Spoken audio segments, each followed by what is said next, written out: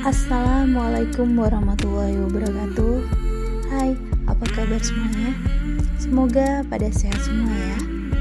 Kali ini Kak Putri mau bawain cerita baru yang judulnya Akibat Pasang Susuk. Cerita ini ditulis oleh Didit Galaraka. Buat kalian yang pengen baca langsung kisahnya, ntar linknya Kak Putri tulis di box deskripsi ya. Oke, nggak berlama-lama, kita langsung OTW ke ceritanya.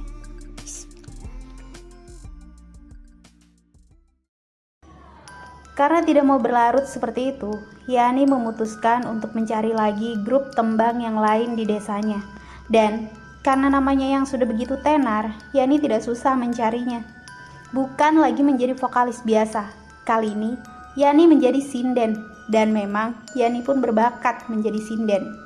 Kita sebut saja nama grup tembangnya Mekar Ayu. Setelah Yani masuk, nama Mekar Ayu yang semula redup kini naik kembali. Dan pendapatan Yani pun kembali normal seperti semula. Seseorang menelpon Yani. "Halo Yan?" Yani menjawab, "Ya, ini siapa?" "Ini saya Opik, pakai nomor baru." Ternyata yang menelpon Yani adalah kawan lamanya Opik.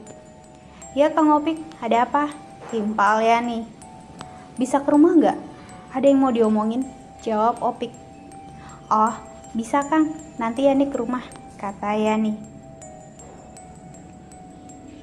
Opik masih dengan grup tembangnya yang dulu, meskipun penghasilannya tidak sebesar ketika ada Yani di dalamnya. Yani berangkat ke rumah Opik dengan menggunakan motor.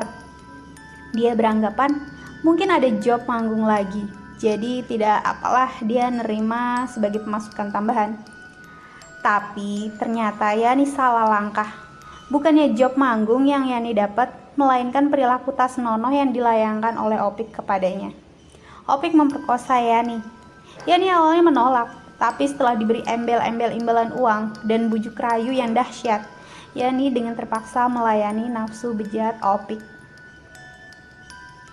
Yani yang terpukul karena mahkota gadisnya terenggut, terus menangisi apa yang terjadi kepadanya, sehingga suatu ketika Mekar Ayu kembali merekrut sinden baru yang lebih cantik dibanding Yani.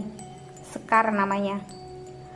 Pemilik Mekar Ayu, Apple, berharap duet gadis cantik dengan suara mumpuni dapat melambungkan nama Mekar Ayu. Tapi apa yang terjadi sungguh di luar dugaan. Yani merasa minder dengan kehadiran Sekar di dalam tubuh Mekar Ayu.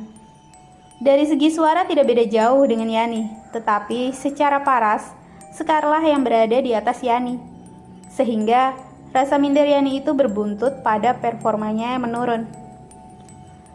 Melihat kondisi itu pun, Apple sedikit lebih banyak memakai jasa Sekar untuk setiap penampilannya. Rasa minder Yani tak terbendung lagi.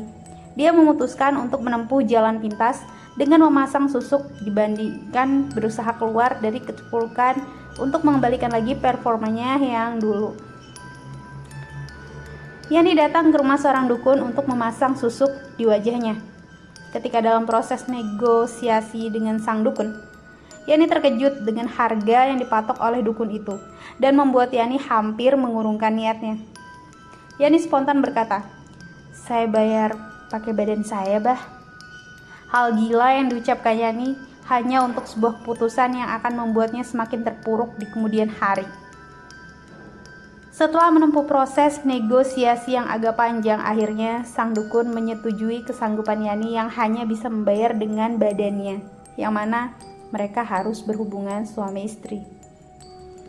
Di dalam hubungan itu memberi rasa dilema bagi Yani. Di satu sisi dia masih terpuruk karena keperawanannya direnggut oleh Opik. Kini harus memaksakan diri melayani dukun yang dia anggap akan menyelamatkan karirnya. Sementara di sisi lain, dia senang karena dengan begitu karirnya akan kembali seperti semula.